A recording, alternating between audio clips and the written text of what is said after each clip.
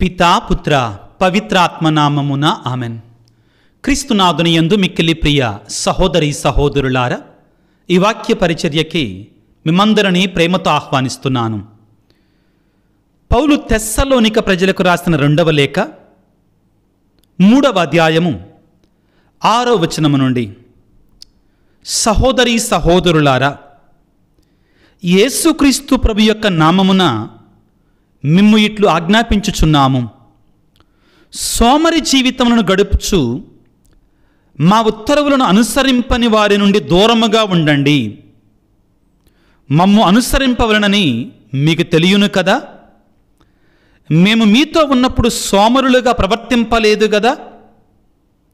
మేము ఇట్లు చేసినది మీ నుండి సాయము పొందు హక్కు లేక కాదు, మీకు ఆదర్శప్రాయముగా ఉండుటకే.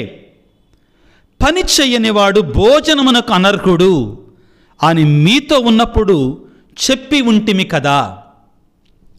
క్రీస్తునందు మిక్కిలి ప్రియులకు సహోదరి సహోదరులారా, నవంబర్ నెలలో ఉన్న మనందరము కూడా ఒక ప్రశ్న వేసుకోవాలి.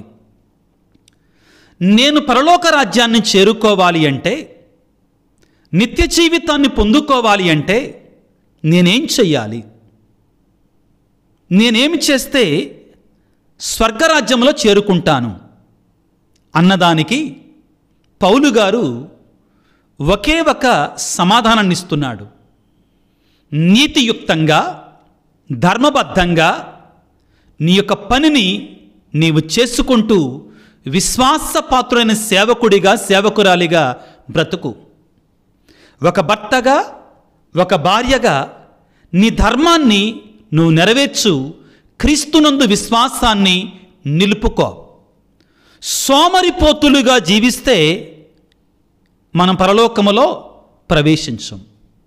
గుర్తుపెట్టుకోండి ప్రియులారా, 7 చావైన పాపాలలో ఒకటి ఏమిటి అంటే సోమరితనము. మహాభయంకరమైన పాపము. సోమరులు పరలోకములో ప్రవేశించరని, నూతన యెరూషలేములో ప్రవేశించరని దర్శన గ్రంథం మనకి సెలవిస్తుంది. ఒక రాజ్యంలో ఒక రాజు ఉన్నాడు. ఆ రాజు ఒక రోజున తన రాజ్యంలో ఉన్న ప్రజలు ఏ విధముగా ఉన్నారు, ఏ విధంగా కష్టపడుతున్నారు అని చూడటానికి బయలుదేరాడు. ఒక పరీక్షను పెట్టడానికి నిర్ణయించుకొని ఒక రాజమార్గములో, ఒక దారిలో ఒక పెద్ద బండరాయిని పెట్టాడు. ఆ మనుషులు అటు ఇటు వెళ్ళేటువంటి ఆ మార్గం గుండా మొదట కొంతమంది వచ్చారు, సూటు బుట్టేసుకొని వచ్చారు, పక్క నుంచి తప్పుకొని వెళ్ళారు. కొంతమంది వచ్చారు, ఆ రాయిని చూసి తిట్టుకున్నారు, ఎవడరా ఎక్కడ పెట్టిందని తిట్టుకున్నారు. ఇంకా కొంతమంది వచ్చి దాన్ని అసలు నాకు సంబంధం లేదు, దానితోటి ఎవడో ఎటుపోతే నాకెందుకన్నట్టుగా వెళ్ళిపోయారు. కానీ ఒక రైతు కూరగాయలు అమ్ముకోవటానికి వచ్చి తన నెత్తి మీద ఉన్నటువంటి బరువైన బుట్టను దించి, అయ్యో దీనివలన ఇతరులకు అపకారం జరుగుతుంది కదా అనే ఉద్దేశంతో ఆ రాయిని పక్కకు నెట్టాడు. చాలా కష్టతరమైనటువంటిది. చాలా శ్రమతోటి తాను ప్రియులారా ఆ రాతిని పక్కకు దొర్లించాడు. దొర్లించిన వెంటనే అతనికి ఆ రాయి కింద ఒక సంచి కనపడింది. ఒక సంచి కనపడింది. ఆ సంచిని తీసి చూస్తే ఇంకేముంది, దాని నిండా వజ్రాలు ఉన్నాయి. ఆ రైతు భయపడిపోయాడు. అమ్మో, నేనేదో దొంగతనం చేశారనుకుంటారు, నేనేదో నేరం ఘోరం చేశాను అనుకుంటారు, నాకెందుకు వచ్చిన గొడవ అనుకుంటున్న సమయంలోనే ప్రియులారా ఆ సంచిలో చిన్న కాగితం ఒకటి ఉంది. ఏమిటి అంటే, ఈ రాతిని రోడ్డు ప్రక్కకు దొర్లించినటువంటి వాడు ఈ బహుమానానికి అర్హుడు, యోగ్యుడు. అతని కోసమే ఇక్కడ ఈ వజ్రాలు ఉంచాను, దాన్ని తీసుకొని వెళ్ళవచ్చు అని రాసి ఉంది. ప్రియులారా, ఇది ఒక చిన్న ఉపమానం.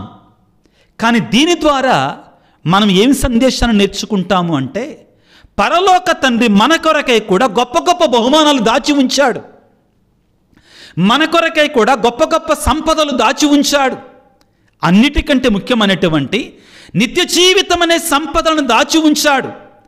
కానీ ఆ నిత్య జీవితం అనే సంపదలను మనం పొందుకోవాలి అంటే, ఆ గొప్ప గొప్ప సంపదలను మనం స్వీకరించాలి అంటే ముందుగా శ్రమతో కూడినటువంటి మన యొక్క విద్యుత్ ధర్మాన్ని మనం నెరవేర్చాలి, మనం పోషించాలి. ఈనాడు పౌలు గారు ఒక మాట అంటున్నాడు ప్రియులారా. ఏమంటున్నాడంటే తెస్సలోనిక ప్రజలకు రాసిన 2వ లేఖ 3వ అధ్యాయము 6వ వచనములో, సహోదరీ సహోదరులారా, యేసుక్రీస్తు ప్రభు యొక్క నామమున మేము ఇట్లా ఆజ్ఞాపించుచున్నాను, సోమరి జీవితమును జీవించుచు మా ఉత్తర్వులను అనుసరింపని వారి నుండి దూరముగా ఉండండి. ఎవరైతే సోమరులుగా ఉంటున్నారో వారితో కలిసి కూడా ఉండమాకండి మీరు అంటున్నారండి. ఈ ఆధునిక ప్రపంచంలో ప్రియులారా, ఈ సోమరితనం ఎక్కువైపోతుంది. జాగ్రత్త పడాలి మనం. 3 రకాల సోమరితనం అండి మనుషులకి నేను చెప్తాను వినండి. ఎప్పుడైతే మనం శారీరకంగా సోమరులుగా బయలుదేరతామో శారీరక రోగాలు వస్తాయి, శారీరక రోగాలు వస్తాయి.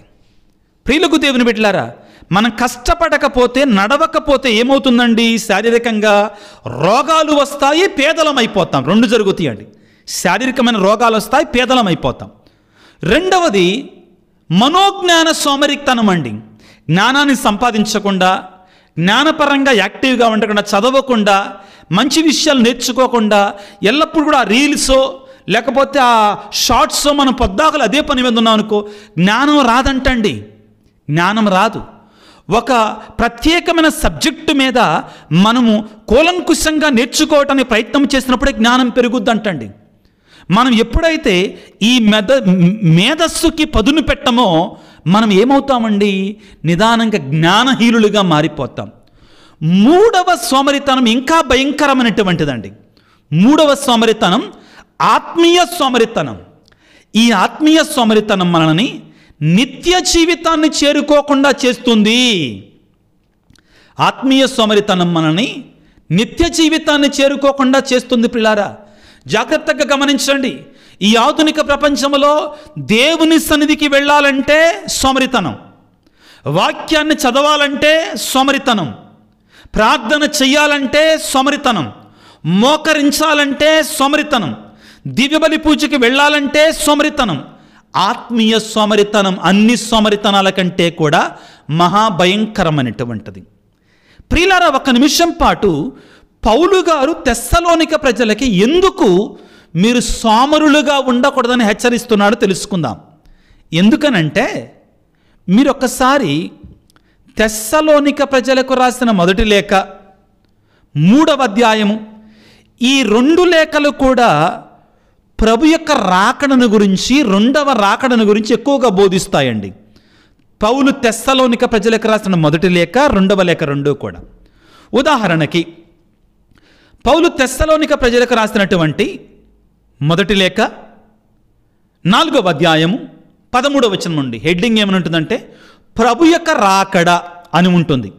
ఆ తర్వాత ప్రభు యొక్క రాకడ గురించి బోధిస్తుంది. అదే పౌలు తెస్సలోనిక ప్రజలకు రాసిన 1వ లేఖ 5వ అధ్యాయం 1వ వచనం నుంచి చదువుకున్నప్పుడు, ఏలైనా ప్రభువు దినము రాత్రి వేళ దొంగ వలె వచ్చునని మీకు తెలియను కదా అని పలికి 1వ వచనములో, సహోదరీ సహోదరులారా, ఈ విషయములు సంభవించు కాలమును గూర్చిన నిర్ణయిత సమయమును గురించి కానీ మీకు రాయనక్కర్లేదు. వేటిని గురించి? ప్రభు యొక్క రాకడను గురించి. ప్రభు యొక్క రాకడ గురించి అని పలికి ఇవన్నీ కూడా ప్రభు రాకడ గురించి మాట్లాడుతున్నాడు. తెస్సలోనిక ప్రజలకు రాసిన 1వ లేఖ 5వ అధ్యాయం 3వ వచనములో, అంతయు ప్రకాశవంతముగా సురక్షితముగా ఉన్నది అని ప్రజలు అనుకున్నప్పుడే అకస్మాత్తుగా ప్రభు యొక్క రాకడ వచ్చును. కానీ సోదరులారా, మీరు చీకటి యందు లేరు కనుక ఆ దినము దొంగ వలె మేము ఆశ్చర్యము కొలపకూడదు. ఇవన్నీ ఎందుకు చదివి వినిపిస్తున్నానంటే ప్రియులారా, పౌలు తెస్సలోనిక ప్రజలకు రాసిన లేఖలో ప్రభు యొక్క 2వ రాకడ గురించి కూలంకుషంగా బోధించారు. ఆ విషయానికి వస్తే తెస్సలోనిక ప్రజలకు రాసినటువంటి 2వ లేఖలో కూడా పౌలు గారు ప్రభు యొక్క రాకడను గురించి మాట్లాడతారు. ఉదాహరణకి పౌలు తెస్సలోనిక ప్రజలకు రాసిన 2వ లేఖ 2వ అధ్యాయం 1వ వచనములో, సహోదరీ సహోదరులారా, మన ప్రభువుకు క్రీస్తు యొక్క రాకడ విషయమును మనము ఆయన కలుసుకొనుటకు సమావేశమకు విషయమును గురించి మిమ్మిట్లు అర్థించుచున్నాను. దేవుని దినము వచ్చనను వాదము విని మీరు తేలికగా పొరపడరాదు, తబ్బుబ్బి కారాదు. ప్రియులారా, మీకు కొన్ని ఎక్కువ వాక్యాలు చదివి వినిపించాను. ఎందుకంటే పౌలు గారు తెస్సలోనిక ప్రజలకు రాసిన లేఖలో ప్రభు యొక్క రాకడ గురించి పదే పదే ఉటంకించారు, పదే పదే మాట్లాడారు.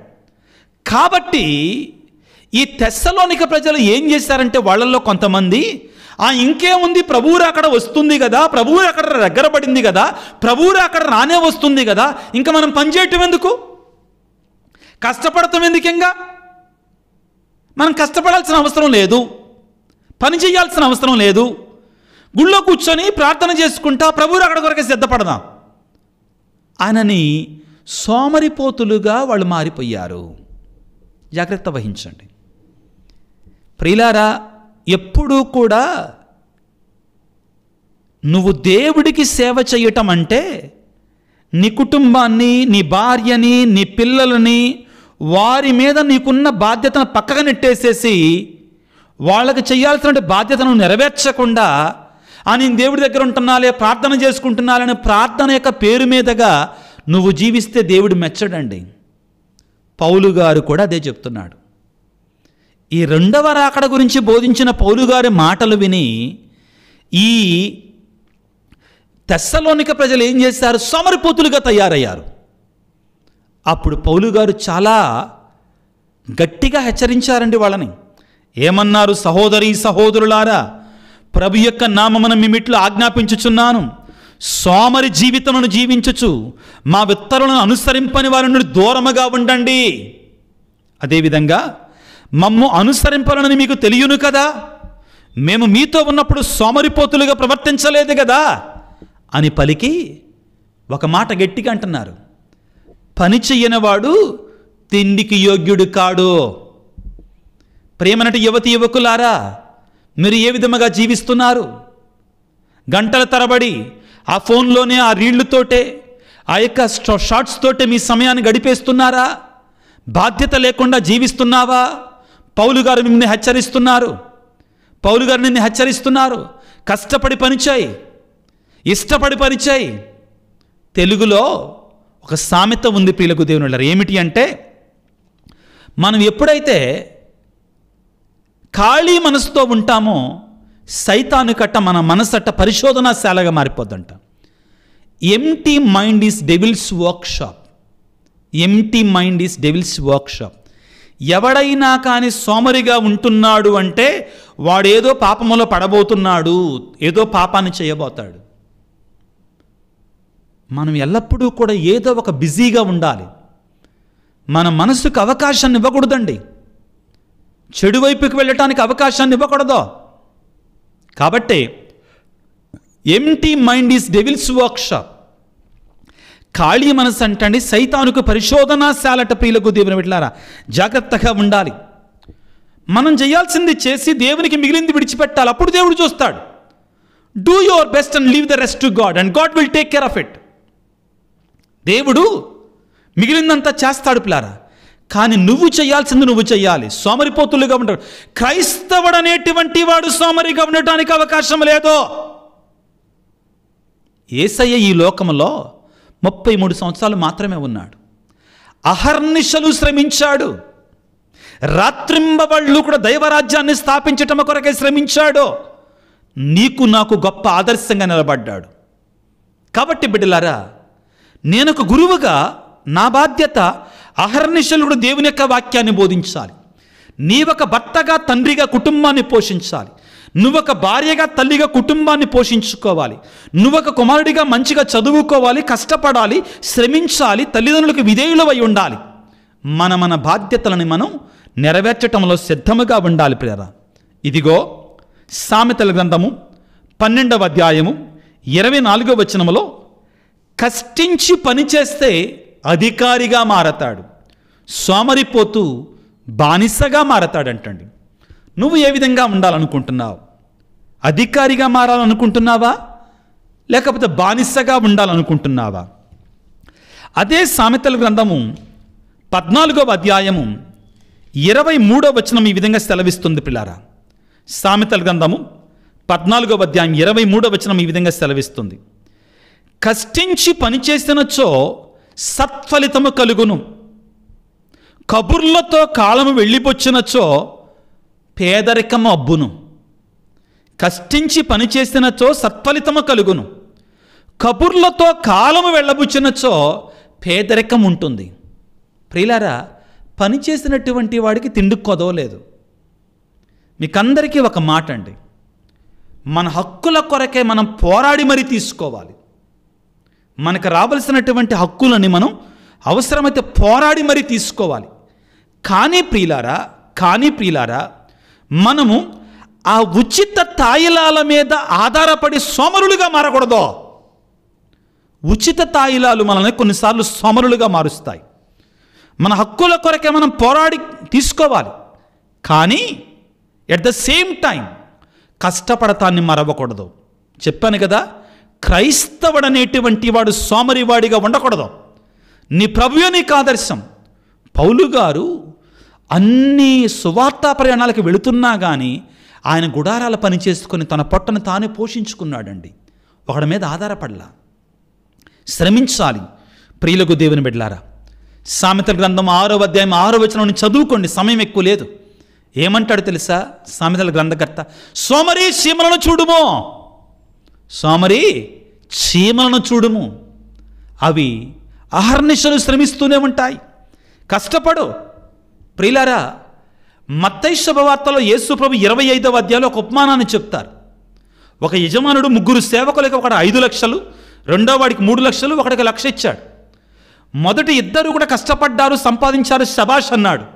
మూడో వాడు, అయ్యా సోమరిపోతుగా తయారయ్యి నువ్వు విత్తని చోట నాటువాడివని, కొయ్యని చోట నాటని చోట కొయ్యువాడివని అనగానే ప్రభు ఏమన్నాడు తెలుసా? ఓరి దుష్ట సేవక, సోమరి, వాడిని తీసుకొని వెళ్ళి చీకటి గదుల పడవేయమన్నాడు.